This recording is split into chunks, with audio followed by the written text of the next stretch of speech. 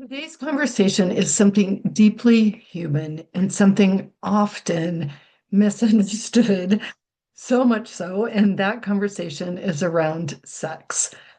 This conversation is something so many women have been waiting for, and the conversation that I'm having today with Dr. Nicole McNichols is one that you won't want to miss. It's deeply honest, so truthful, and normalizes the conversation around sex. One of the things that I think is so fascinating about her work is that she's changing the vernacular around sex to be more around pleasure. And how will that change your life? I'm thrilled to welcome the sex professor from the University of Washington. She has the #1 class on human sexuality in the country. Her book is fabulous and so mind blowing in so many ways. I'm so grateful you're here. Welcome, Dr. Nicole McNichols. Thank you. I'm so thrilled to be here. Thank you. So before we dive in, I want to know a little bit more about you and how you got this title of America's #1 sex professor. How do you do that? How did you Well, get here? it was a fun journey. So it was a name that my students dubbed me with a number of years ago because I do teach the largest human sexuality class in the United States. It is 4,000 students a year, 1,200 a quarter. I love that we're in Seattle because I am already wondering if some of the people listening to this maybe have kids who've taken my class or went to UW themselves.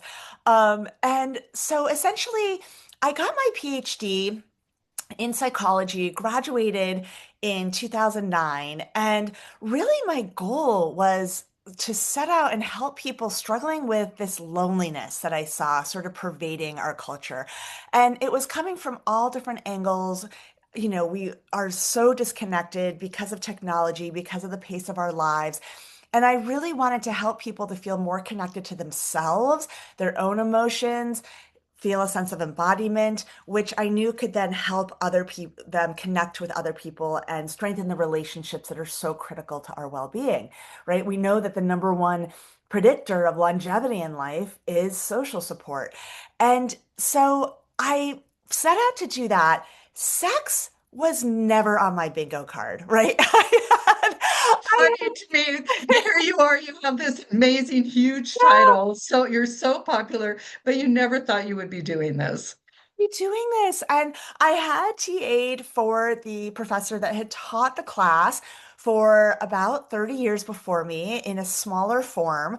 But yeah, I was a new hire to the department because I came back and I was excited to be there. And an SOS went out. This was in like 2014, and SOS goes out to the department because the poor professor that had taught it for many years fell and broke her leg 2 weeks before the start of the quarter. Oh And they were no. asking if anyone would step in. And of course, it was crickets because teaching sex is awkward, scary, full of landmines. Something that, especially when you're teaching it to 18 to 22-year-olds.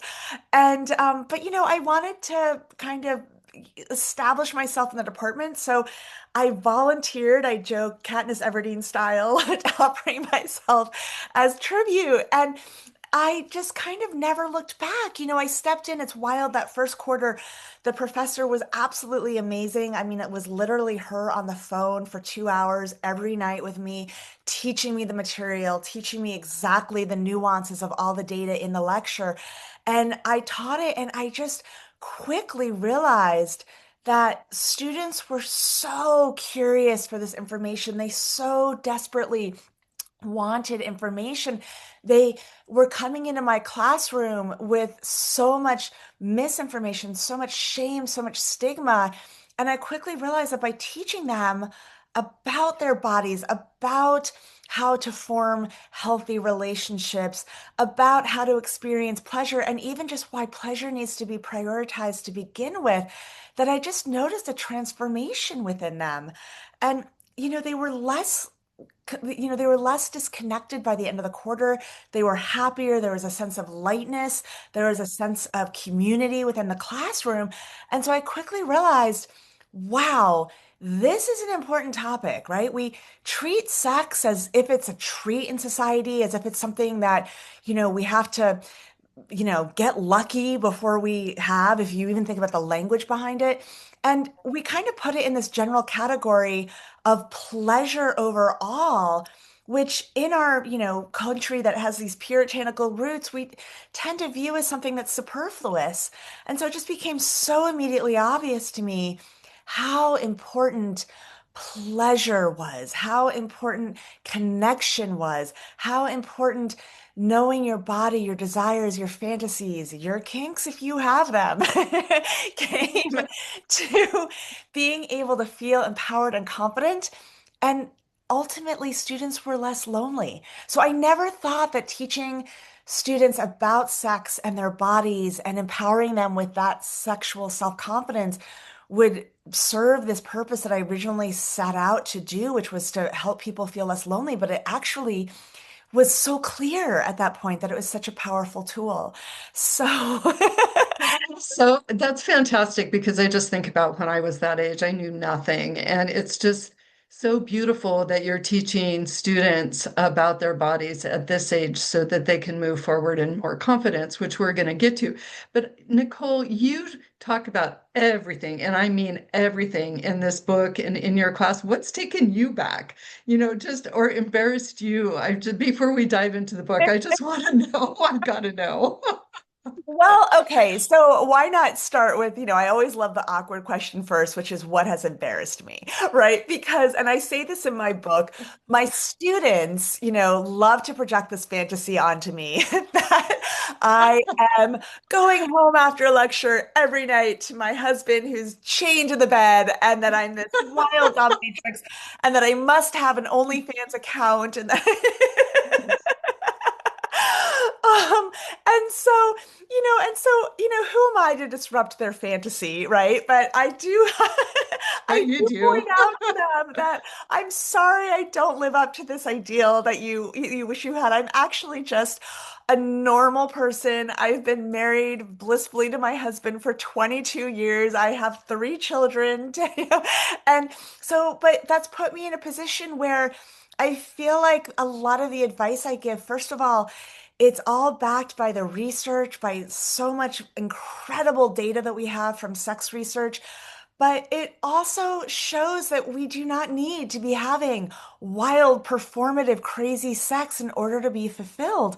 And I think one of the biggest messages that I send my students, which I think is so particularly important now, just that, since we are living in a culture that is surrounded by porn and surrounded by very performative images of sex in Everywhere. media that just feels so unattainable, right? And we feel like we almost have to become a completely different person if we're going to live up to that standard that we see set.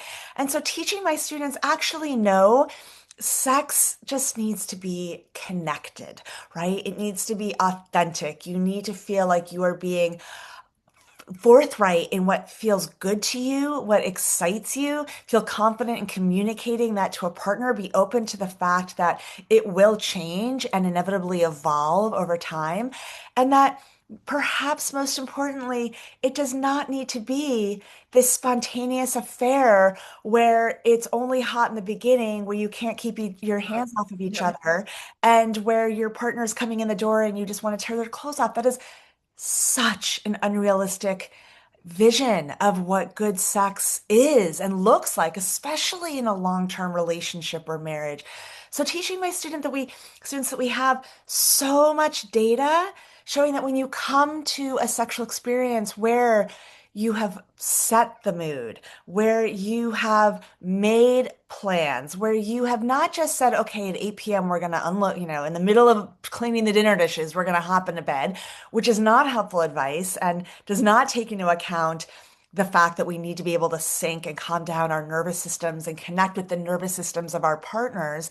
But by combining this idea of setting the context and the mood and the variables that help us feel relaxed and centered in our bodies and connected to our partners, but yes, planning this, not expecting it to happen effortlessly and spontaneously, that we know from so much data that that type of sex can be just as pleasurable, just as incredible as the type of sex that is happening spontaneously at the beginning of a relationship, right? And Well, we, I have to tell yeah, you something that's so funny. So many years ago, when in our early years at Rebel 11, we had an event where we were talking about sex and tantra, and, we just got into it. Maybe not to the level that you do, but we did. I And love this it. one woman raised her hand and she goes, I just twice a week, service my husband, and then I go back to reading a book. And Oh, that is why we're here today, because I want to encourage everyone, all the women on Revel 11 and in our community and beyond, to have the experience of reading your book and knowing that there's so many ways to look at sex and pleasure, which we're going to talk about more. But tell us why you named the book "You Could Be Having Better Sex." What have you been hearing out there? because I wanted people to understand, first of all, that better sex can mean a lot of different things, right? And it is at its heart connected sex, meaning it has an authenticity to it. It has a realness to it. It embraces all the awkward, messy, sometimes highly comical aspects of sex and says that all of those can be part of our definition of better sex. It could be swinging from the chandeliers or tying your partner up if that's what you're into. I'm all about getting rid of shame and stigma around all these forms of sexual expression. But I think too often we think it has to be performative or kinky to be hot, when in fact, no. Actually, slow, connected, intimate sex, particularly for women, where that sense of emotional intimacy is so predictive of pleasure and orgasm frequency, is really critically important. There's a reason I have a couple of very viral TikToks with millions of views that are literally labeled in defense of vanilla sex, right? And so It's okay. And for those who want more, they can do it. Everyone's an individual. But exactly. yeah. It's not boring. And if you think about it, if we're gonna, stick with this comical label of vanilla sex, which essentially means anything that's not kinky, is there anything more vulnerable than showing up and being real and having eye contact, kissing your partner during sex, being able to communicate what feels good to you, being honest about what your fantasies are, what the things are that you're interested in trying, but maybe have never been, felt confident explaining to your partner before? That's vulnerable. And when we show up with that kind of vulnerability in our sexual experiences, that's hot, right? That's pushing us to a boundary that we may feel a little uncomfortable with. So, we have to understand that, you know, exciting sex isn't defined by the accoutrements that you bring into it. It's defined by the level of vulnerability that you're willing to show up to the experience with. Yeah. Mindfulness, which we'll dive into as Yeah. well. I mean, just being present. But let's step back for a minute because I think that there's been a lot of myths that we've been told as women about desire. And can you talk about those myths and how did we get here? Because Yeah. there's so many. So I think perhaps the most important myth, important in terms of the need to debunk it, is this idea that unless it's just happening out of the blue and that desire is coming from nowhere, that it's not going to be hot, right? When in fact, we know from research on women's desire that oftentimes it's the physiological that comes before the mental. And what I mean by that is we oftentimes may not start out, right, completely 100% in the mood to be having sex with our partner, but it might be that we're kind of open to it. We're just not quite sure, right? I really want to give women permission rather than thinking, well, if I'm not 100% into it from the get-go, I shouldn't even try. To Read understand, your book. yeah, exactly. Sorry. Yeah, exactly. Yeah, but they really need to, engage, like non-sexual physical touch is a really important form of intimacy, and it can also be an entree into a sexual experience, meaning sometimes you might kind of be in the mood, you may not be sure, but you cuddle your partner, right? You maybe begin kissing, you begin making out, right? As we, could call it. And maybe that's just pleasurable in its own right, which we need to bring back. I think kissing is perhaps the most underrated sexual activity there is. But a lot of times we go from just touching our partner's skin, and then suddenly our body begins to warm up, and it's only then that that psychological feeling of feeling turned on kicks in. And what we know from the research is that when sex happens with that pathway, where your body needs a chance to get warmed up before your mind kicks into feeling turned on, that leads to just as satisfying sex and just as intense orgasms as the type of sex that you're having where it is happening spontaneously. But the trick is, it can't be like the story that you gave of the woman who's just feeling like she needs to service her husband twice a week, right? It needs to be, a communicative experience where both people's pleasure is being prioritized, right? Where you're really leaning into both people enjoying the experience, right? So I think it's, we call this arousal non-concordance, which is sort of Yeah, an will you tell us more about that? yeah. Okay. Arousal non-concordance, right, is this idea, right, that is very proven in the literature that shows that sometimes our bodies don't totally match up with what our minds are thinking, right? And so an easy way to think about this is, imagine, if anyone out there has ever had a teenage son or, had brothers, um, a lot of boys going through puberty will be getting erections all the time, even if it's like at the most inopportune time, like during math class, when they really are not even thinking about sex, right? So, in other words, sometimes our bodies are showing signs of arousal when our mind is really nowhere there. And similarly, sometimes our minds might feel really, really turned on, but we're having trouble getting an erection or we're having trouble lubricate, having vaginal lubrication. So the mind and the body are connected and feed into each other, but they don't always perfectly align. And so because of this arousal non-concordance, we can yet use the fact that our body might begin to show signs of lubrication, right?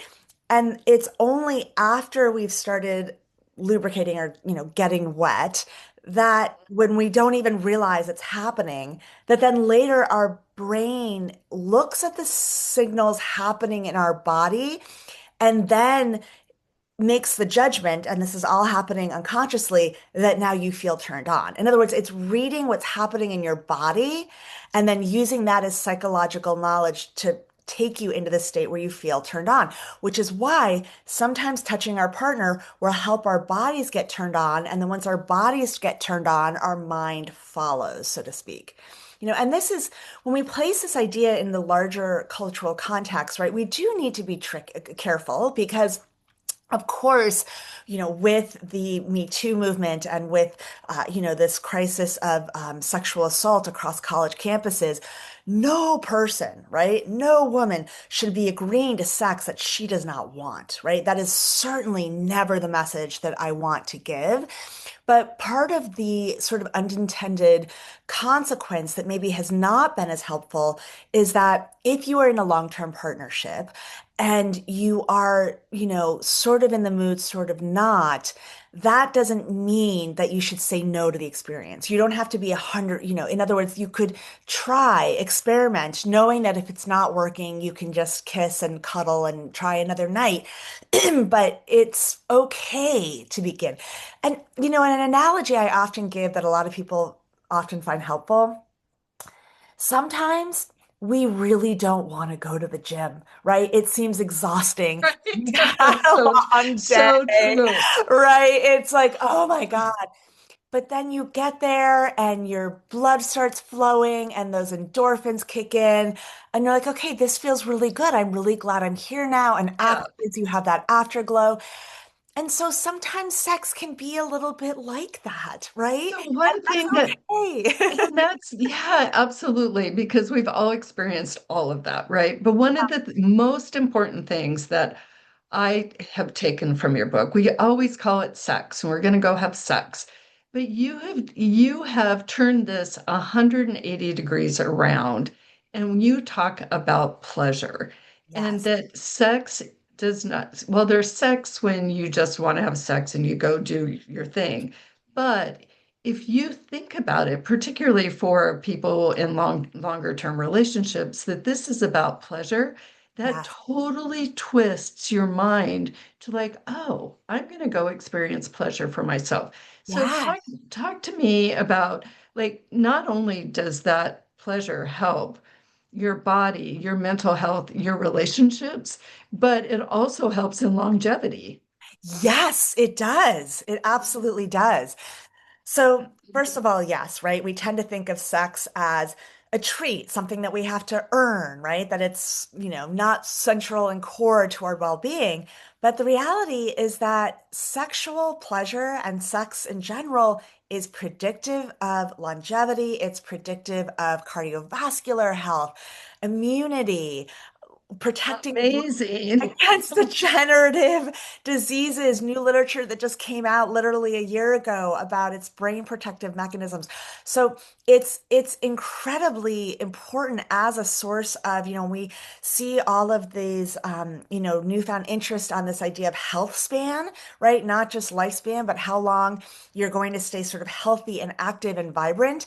Sex needs to be part of that equation, right? And again, when we look at sex, again, not as this siphoned off area that is external to all these other things in our lives, when we situate it within pleasure overall and the importance of pleasure, right? I really always need to highlight the fact that we have so much data, right? I mean, Dr. Barbara Fredrickson, extremely famous social psychologist, looked at thousands and thousands of people and found that those who introduced pleasure and positive emotions into their life, they experienced this upward cycle where they then were able to think more creatively, right?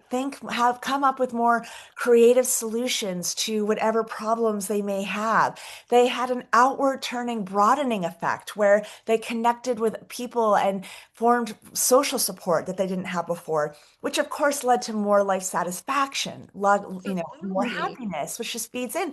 So pleasure is so important. And yet I think especially as women, we're so socialized to think that our primary role is nurturing others. It's kind of like your friend you were talking about who feels like her job is just to service her husband twice a week, right? Right. We're taught to put everybody Mhm. else's needs above our own, but the reality is that we need to, metaphorically speaking, put our own oxygen mask on first, Absolutely. So right? let's talk about the anatomy of pleasure and what that Yes. means. And then I want, to talk about how we can have our own self-pleasure. So, but let's talk about the anatomy of pleasure and how to get more familiar with our bodies, because I think a lot of times we've done things the same way for many, many years and we're disconnected. So Yes. talk to us a little bit about that. So we are completely unaware overall in our culture of how female pleasure works, right? First of all, if we're going to get a little bit graphic among us, Graphic. Let's go. That's what I'm ready for. We're all a ready. little We bit want it. This spicy, a is little why bit you wrote the spicy, book. exactly. We tend to think of, okay, sex has a certain script. You start kissing, you start touching, then it's penetrative, as we call in the literature, penis and vagina sex. He has an orgasm, and then it's over, right? And that's a very sad narrative, right? First of all, that penis and vagina, sorry to call it this, but let's call it as what it is. Jackhammering is. Yes, it is. Sorry to put that image in your head, but that's kind of what it usually is. Not many women experience that as that pleasurable. And in fact, only when we look at studies, and this is coming from Dr. Lori Mintz, as well as others who are really looking at female pleasure and the clitoris, only 18% of women can orgasm from penetrative sex. And yet we're treating 18%? I was 18%. shocked by that in the I book. know, only 18%. 18%. And yet we act like it's the main course. We act like that. Like when we think of sex, when we define, for example, in our culture, losing your virginity, we talk about it as penis and vagina sex because that's our definition of sex, right? Yep, So, that's what we've been told. exactly. And so when we look at most women, the reality is that it is all about the clitoris, right? It is all about clitoral stimulation. And yet, what is wild is that we didn't even have a full map or understanding of all the structures of the clitoris until 2005 when Helen O'Connell. 2005? That's insane. Isn't that insane? I 2005? know, it's like yesterday. It's like, it's like ridiculous. That's Ridiculous. crazy. And so when it comes to anatomy, one of the most important things that came from those studies was that the clitoris, it doesn't just have external structures, right? We have the glands of the clitoris, which is anatomically equivalent, comes from the same embryonic structures as the glands of the penis, which many people don't know. It essentially Yeah. the clitoris kind of is a penis, right? And so it has that glands, but then it also has internal structures, both the crura, which kind of form a wishbone structure and extend 6 to 8 inches down around the vagina internally, as well as what are called the vestibular bulbs. And these structures become erect during arousal, right? You literally get an erection in your clitoris. And so, what this means is that the clitoris can be stimulated from the outside, right? The glands, and, either, oral sex. Research shows that couples in long-term relationships who report high levels of sexual satisfaction have a lot of oral sex, or, and internal stimulation of the clitoris, which many people don't even know you can do, which is essentially putting pressure on the area of the anterior vaginal wall. So that's kind of like, Is this the G spot? which is the G spot. Exactly. The G Okay. spot. There is one. Yes, which in the literature we call the clitourethral vaginal complex, which is a mouthful, but it's Yeah. essentially the G spot. And the G spot, it's not just this magic button. What it is it's stimulating these internal portions of the clitoris that are wrapping down around the vagina, right? And so it is by stimulating the clitoris. So even if we're talking about pleasure that's coming from vaginal sex, it's Mhm. really coming from stimulation of the G spot of those internal structures that are only 2 to 3 inches inside the vagina, right?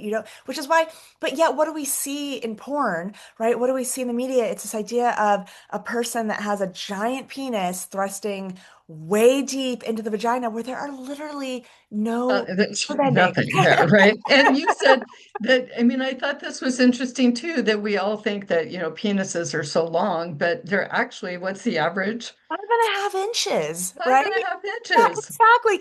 And when Dr. Nicole Prowse looked at studies of women who were brought into a lab and asked to judge sizes of penises, yeah, I mean, the average ones that, were judged as the prettiest were like a tiny bit larger than average, like maybe instead of 5.5 inches, it was, I can't remember the exact number, but let's just say 6 inches. But they were not 8, they were not 9, right? And that can be actually a little intimidating and is not going to be any better able to stimulate the G spot or those internal portions of the clitoris than a smaller penis. So, Wow, yeah, that's yeah. it's astonishing that at this age I'm just learning that. So, one of the things that you say in the book, this is a quote from you, the reality is that most people that they try to deny. We are not born knowing which sensations and which types of sexual activities we will one day enjoy. We have to learn about our sexual likes and dislikes. So, Yes. how do we start finding that sexual confidence?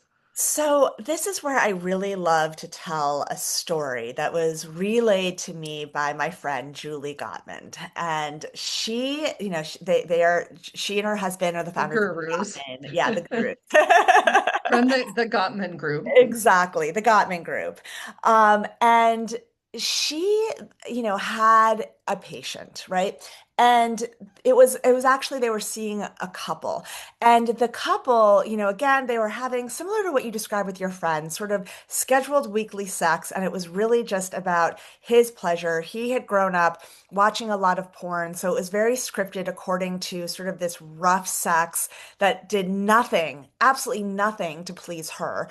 And so her instruction to the couple was, let's have you stop having sex actually with each other for a long time so that she can masturbate.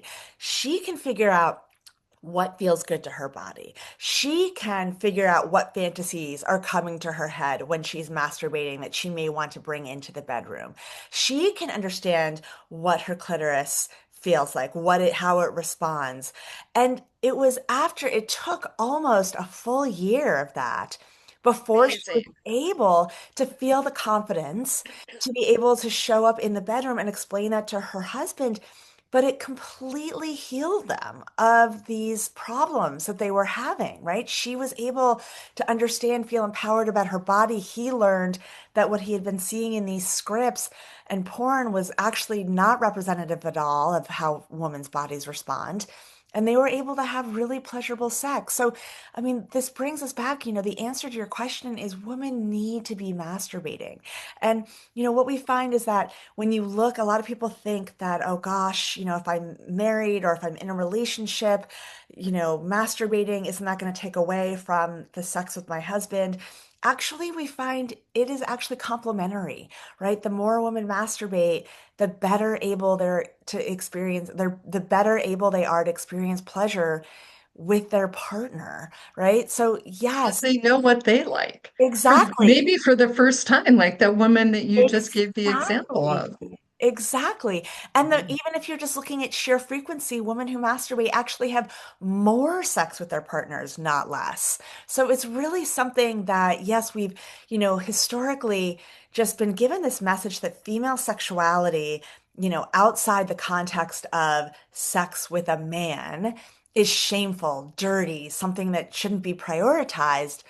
It's actually incredibly critical, and you need to fight that stigma to masturbate, learn about your body so that you can come to your partner with information about how you like to be touched and the Well, pressure and that's a all of it. perfect introduction to our, like, let's talk about communication and how important that is, not just for a long-term relationship, but any relationship. Like when you first start dating someone and you're unsure about what he likes or she likes, and then in a longer term relationship, like how would you suggest people talk to one another and how important is communication in the bedroom?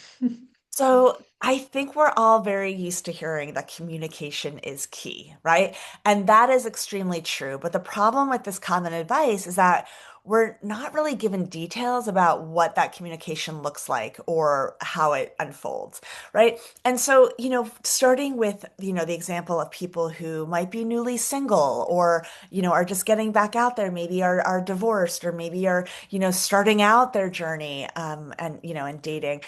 It's really about feeling comfortable speaking up about what feels good to you. Meaning, if you feel comfortable, yes, beforehand, talk about what you're into, talk about what you like, right? It can be over a date. If we talk about all of our other values and all of these other important things that mean so much to us in our lives, our goals, our hopes, our dreams, we're vulnerable in those areas. Let's normalize adding sex to those conversations, right? But then there's also an important aspect of sexual communication that's critical during sex itself, right? And so we need to hold space for the fact that some people are going to feel very comfortable, giving explicit instructions for exactly what they like and how they like to be touched. But for other people, maybe you need a slower entree into it, in which case, things like moans and sighs and initiating different positions or just gently moving a partner's hand or just getting used to phrases like softer or, can you, That's move okay. over here. It's okay, Yeah. right? Because nobody nobody wants to be in a sexual experience or doing something to their partner that they feel like isn't doing it at all, right? People generally want feedback. We want the sex to be really good. And then there needs to be this period afterwards, right? Where you're talking about what felt good, what you want to try again, what you want to, experiment with next. So it's really sort of this cycle of communication that's happening before, during, and after the event Yeah. that's really going to feed into it, right? And I so, know. Oh, yeah. go ahead.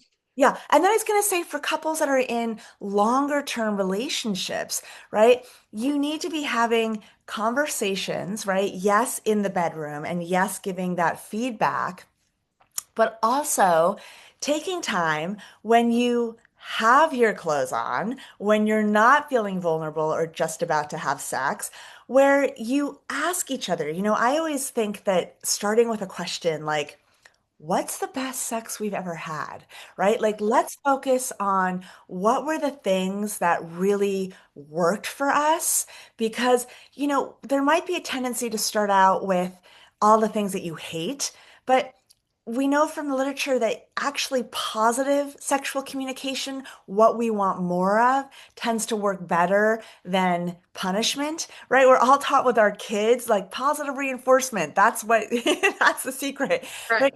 It's the same thing with sex, right? When we're told, oh, I hate it when you do this, I hate it when you do that, we can kind of shut down, focus instead on what you want your partner to do instead, right? And so I give a whole list of questions in my book that couples can kind of, take to dinner with you or sit down on the couch and have a conversation about. Walk around or walk. I mean, that's one of the things Yeah. you said. It's like it Yes, doesn't have to, this doesn't have to be in the bedroom. In fact, it exactly. shouldn't It be, shouldn't be. right? Absolutely. Like I loved that. It's just a reminder to make this not, this isn't just bedroom talk. This is life talk. This is relationship talk. And Exactly. that can happen anywhere that you just take time and it doesn't have to be a taboo conversation between two Exactly. people. And you can even just start out saying, look, I know this is awkward and I know that it feels embarrassing and maybe we haven't talked about it in a while, but I love you and sexual pleasure and intimacy in our relationship. The sex is great, but I feel like we could make it even better. Let's talk about it. Even though it's going to be awkward or embarrassing at first, let's have a conversation about it. So So, let's talk about curiosity, particularly in longer term relationships. That's most of our audience here at Revel 11. So if you've been in a relationship, you said you've been in 22 years, I've been in yes. 14. Uh, So how do you have more curiosity? Because sometimes, as you talk about in the book, we tend to do things the same way. right. Or, you talked about being vanilla, or you talked about some other opportunities, but how can we be more curious in our long-term relationships to have better sex with one another? So this is when I really like to bring in this idea of micro novelty, right? Because again, we tend to think, first of all, yes, when we look at couples in long-term relationships who report high levels of sexual satisfaction, another thing that they tend to do on a regular basis is introduce novelty. But here's the thing, that novelty, first of all, the frequency is not nearly what people fear it might be, right? We see that it plateaus at about once a month, meaning if you're doing something a little bit new, right? That if so long as that's being introduced once a month, it doesn't have to be every time you have sex, you can reap the benefits. But doing something new, again, it doesn't mean that you need to go buy whips and chains, right? It could be, you know, for example, leaning in maybe a little bit more to oral sex, since we know that that's more likely to lead to orgasm in women. It could be putting a pillow underneath the woman's bottom because that tends to increase the angle at which the internal portions of the clitoris are being stimulated, right? I call this lifted missionary. It could be that you are setting the mood in a slightly different way. Maybe you've never tried putting on music and some candles and dimming the lights. And so maybe that particular night you try to see how that is. Maybe it's that you try a little bit of spicy texting during the day to build up anticipation. Maybe it's that you have sex at a different time of day. Going out for the night, you're getting a babysitter, have the babysitter come an hour earlier so you can have sex before you go out, so you're not trying to have it coming home full and Exhausted. Yeah. exhausted. Or what about a field trip and date night to like Babes in Yes. Toyland, which is, one of our sex stores here in the Seattle area. Exactly. Go on a date to Babeland. I love that idea. Babeland, yeah. And pick out exactly things that you might want to try, right? The people that work at that store are so educated. They speak in my class every quarter. Really are great at helping couples pick out different types of toys, explaining how they work. It is not awkward, but that is a great idea, right? And so, yeah, it's really just about small changes that go really far that are just bringing intention back into how can we really optimize the pleasure that we're both experiencing when we have sex. Pleasure. And what I love is that you're bringing this conversation to the forefront of our conversation so that it doesn't have to be this taboo thing that we don't talk about. And it is so refreshing, Nicole, to be able just to lay it all out there. And again, there's so much more in the book. But I want to shift our conversation to better sex in midlife because we Yeah. all know that midlife can be a sexual reckoning Oh my and moment gosh. where we realize that it's just not Right. the same as it used to be. Yep. What advice do you, yes, we're talking you're 51, I'm 61. We've both been there. So what advice do you have for women who find themselves at this really, really fun stage of life, which is getting better, by the way, with all Yes. the new Oh, information? yes. Oh, Yeah, yes. Okay. So I think for women at midlife, right, that when we look, at the data, as well as speaking from experience and also, connecting with other women who I know who are all going through this, there's sort of two categories of things that are getting in our way, right? The first category is just the utter exhaustion of feeling like you need to be superwoman, right? absolutely. And so we're out there, and yes, from a cultural standpoint, it is wonderful that, women are advancing more in their careers. They're out earning men now. They're educating, they're getting educated at higher rates. Like it's really hard to get in as a girl right now to college. It's very we're just expecting, we have all of these wonderful freedoms that have come that have enabled us to pursue the careers and everything that we want. But when we look at heterosexual women, we find that even though they are more likely to be engaging in careers or in community projects, they're still doing the overwhelming majority of household labor, right? And we look, there's a really famous paper by Sarvan Anders called The Heteronormative Theory of Low Sexual Desire in Women. And it's literally talking about all of the exhaustion that comes from, yes, the house, your job, remembering the kids' dentist appointments, the cat that keeps puking on the rug that needs to go to the vet, remembering that the plumber's coming, right? And so it's The it's caregiving, I the mean, all laundry, of the that. Yeah. caregiving, the parent teacher conferences. And the thing is that women are doing not just like the actual work and the driving and the household labor, but the emotional labor of keeping everybody else's needs in mind, right? And so, yes, if you even look at, ads that are culturally coming, like there's this ad that was out not so long ago, an Amazon ad for Alexa, right? The device that's in your house that, can speak to you. And in the ad, it's about a couple and the woman goes away on a trip, a business trip, and the man is in charge of the kids while she's gone.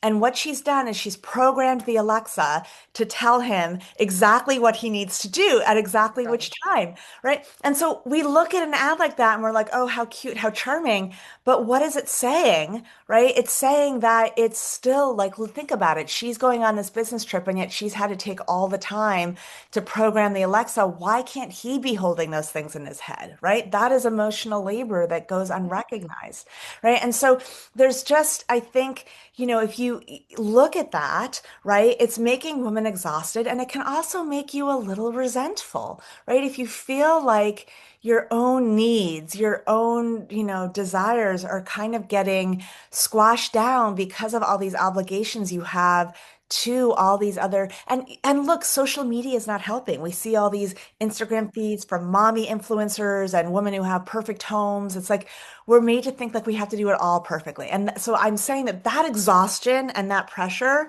is definitely robbing you of your sex drive. But we have this second category, right? And the second category is just what is happening to your hormones during perimenopause and menopause. And I am so grateful that we have finally removed the black box warning label off of HRT. Yay, hooray. Yeah, I 100%. I truly think that every woman should be on some kind of hormones who's going through perimenopause or menopause.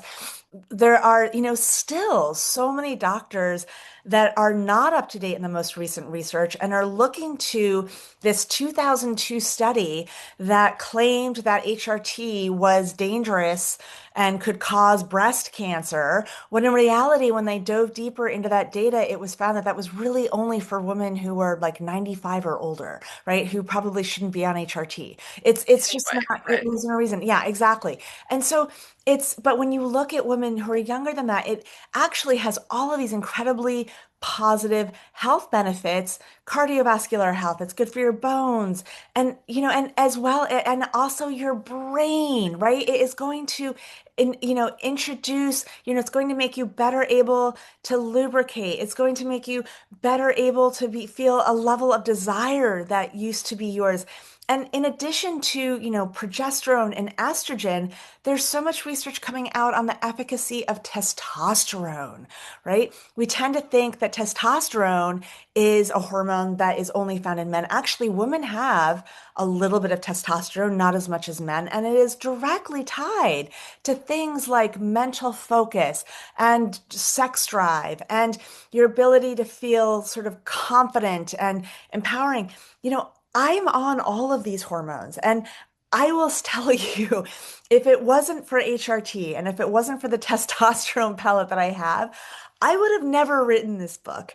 I would not be where I am in my career right now, right? The amount of exhaustion and mental fatigue that I had 5 years ago before I started all of these, HRT and testosterone, it was really imprisoning. And so I just want all women to know, go talk to your doctor about HRT. And if they are telling you that you don't need it or that it's dangerous, find Find another doctor.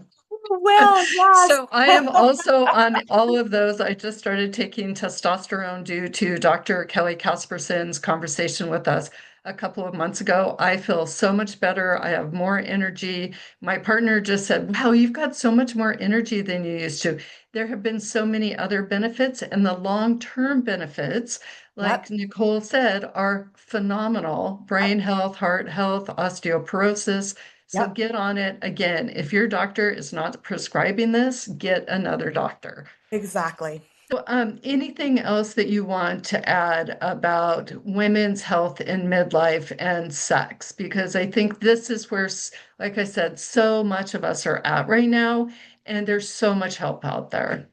There is so much help out there, and I just want to give women permission, even a directive to prioritize pleasure in your lives. It is important for your well-being. You deserve it. And sexual pleasure and sexual intimacy are critical for your own well-being as well as for your relationship, right? Couples who have sex, the rate is only once a week that you need. That's your prescription. If you like One target time. goals, That's one amazing. I time a week. haven't heard that before. That's the Okay, magic one number. time. Data, according to Dr. Amy Muse, shows Just think about what happens if you did it two times. twice. Exactly. Although you want to know what's fascinating is Yeah. in this research, she found that it kind of plateaus after once a week, meaning if you have sex twice a week or three times a week, that is fantastic. But couples that are having sex that often aren't necessarily any more sexually satisfied than couples who are having it once, which is very disappointing to my students. But I think a lot of busy women feel And I would bet comfort it with would be that. disappointing to some men Yes, as well. exactly. Perhaps, perhaps, but it's not astronomical numbers. It's not an unattainable goal to be having, that kind of regular sex in your life. And so, no, there should not be a signed obligation by any means, but intimacy, connection should be on your calendar, and understand that you are fighting against societal norms that make you feel like everybody else's needs, everyone else's pleasure comes before your own. And I'm telling you, your pleasure matters. It is critical. It is critical to your well-being. And it is also critical to your relationship and ability to show up as a mom, as a wife, as a sister, as an aunt. Prioritize it. You can. We have the research for how that's possible. Read my book for more ideas. Read her book, people. I Yes. mean, ladies, they've got to get this book. Send it to your friends. And it wouldn't hurt to also send it to your partners, Yes, actually, or exactly. to read it together. I Exactly. think that would, I Yes. want to read, now that I've gone through your book several times, I want to spend some time with my partner on this book. And, Exactly. let's have a broader conversation about sex and pleasure and all of the things that we've discussed today. A It's just, million percent. Assign yeah. them homework. Now, I have one last question for you. So, are there any other questions that you get? You talk to everyone about sex, obviously. You leave your book in airports, which I absolutely love for people to pick up. What are some of the top, like, say, what are the top two questions that we haven't talked about today that people want to know about sex? The first is one that we have talked about, which is simply, is it important? Right. And so we've really established and talked about We just have why it is established so that. important. But the second is this normal? Am I normal? Right. And I get that question about so many things, from people worried about, their inability to, lubricate or get wet during sex, or their erection, or coming too fast or coming too slowly, or a sexual fantasy that they have that is maybe about something that isn't, doesn't feel comfortable to them. Number one sexual fantasy in America is threesomes, according to Dr. Justin Lemiller. But if you're having fantasies like that, yes, that is normal. Our fantasies don't necessarily map into what we want and desire in real life. They exist to excite us. Sometimes they do translate into things we might want to bring up with a partner and try, but sometimes they're just for us to enjoy. So just enjoy them, right? It is okay if you are thinking about group sex while you're masturbating. It is okay if you're thinking And about you mentioned that getting that tied people up. have that sexual fantasy around threesomes, but how many act on it? What's the percentage? It's small, right? It's small. Yeah, it's really Hmm. small. And a lot of people who fantasize about it really, like in real life, it's like, oh my God, that'd be so messy. It'd be overwhelming. It just feels like the dynamics would get in the way. Actually, pleasure is easier if I'm just able to communicate with one person, let alone two. What if I get left out? Like just like any other fantasy we have in life, the realities are often not what's matched up to the fantasy. They might be. You might want to invite a third person into your life, in which case Field is a great app to go check out, but you don't need to, right? You can just enjoy whatever fantasy you're having. People have fantasies that they are a different gender while having sex, or having sex with a woman or a man, even if they're, identify as straight, public sex, being a prostitute, all of these things, even being coerced, right? We have to remember we're consenting because it's happening in our head. When we're the designers of the fantasy, there is consent, even no matter what wild things you're thinking about, just enjoy them. Yeah, for some of them, consider if they're things that you'd want to try maybe in some way in your life. I tell people to think of it like you look at a fashion runway and maybe you don't want the whole getup, but maybe the shoes are cool or maybe the color scheme, right? You can think anything you Yes. want. And one thing I love, Nicole, is that you s- you like are like think about it. Who cares? Right. Who There's nothing cares? bad Exactly. about having, doing so many different things that maybe some of us would never have thought of. And it's Exactly. okay if you're an individual and you want to do that. It's Exactly. fine. Exactly. Well, thank you for being the sex professor for all of us, Oh, not just the students in your classroom, Dr. thank you. Nicole. And I just appreciate you opening the conversation around sex, normalizing it, and broadening our opportunity to talk to our partners, to our girlfriends, to everyone about sex, but more importantly, pleasure. Thank you Yes. so much. Exactly. This was such a pleasure. And, to anyone who wants to connect with me, please do. Obviously, I recommend my book, but also I'm on Instagram at Nicole underscore the sex professor. And this was such a delight. Thank you so much for having me. I have one more little thing before you leave. So we're calling this the Revel 11 Oh, lightning round. Are I you love ready? it. I'm so ready. No overthinking. So I thought Okay. this would be super fun to play with you. I can't wait. One word for this time in your life. Optimistic. Something you're releasing. Fear. Something you're protecting. Peace. The belief you've outgrown. That sex can't be pleasurable when you're in a long-term relationship. Fantastic. I love that. A boundary that you've changed. That's changed everything. Saying yes to everything, being able to say no to certain things to protect my energy, and realizing that that's really critical for pleasure for my relationship. Good job. I'm trying to learn that too. Yeah. What matters less now? Perfection. What matters more now? Prioritizing the things in my life that actually bring me joy. One practice you return to. Activities that connect me to my body, like sex, but also exercise and walking and meditation, anything that brings me a sense of more mindfulness. A truth you trust more today. That I am able to make a difference. Yes, you are.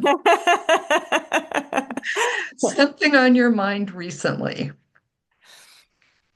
How just the craziness happening in the world politically, geopolitically, is weighing in on our mental health, which is inevitably pouring into our sex lives. Yes, it is. And who are you becoming? Someone who is embodied and excited about helping as many people and women as well, women are people, but I'll just say that again. Someone who is increasingly excited about touching the lives and helping and inspiring and empowering as many people as possible. Dr. Nicole, Thank thank you so much for playing along. Thank you for being here on Rebel 11. I am just energized beyond this world about what you are giving to the world, what you're giving to all women, and you are accomplishing who you are becoming. Thank you so much for joining us. thank you. It's such a delight. Oh my Thank gosh, I you. could talk to you all day long. I know. So, Me too. so since you're here in Seattle, I would love Yeah, to know, would you be interested in doing an event with us? I It would would love to do probably, an event. Yeah. and we could do something on women's health and longevity. And I was wondering if there might be some dates in May, and I can send you an email that we Yeah. could No, get a big group of women together. yeah, that would be incredible. I have just recently hired a manager just because I've been getting so many requests like I this. bet. So, Good job. yeah. So, I would love to though. So, can I put you in touch with her? And Yes. What's her yeah, name? May would be great. Her name is Nicole Dominguez. Her Yeah, name's Nicole too. I love that. I know. Yeah, exactly. I feel like I have so many wonderful Nicoles in my life. Oh, great. Okay, well, we will be in touch. I can't thank you enough. It's Thank just you such so been much. such a Yeah. joy.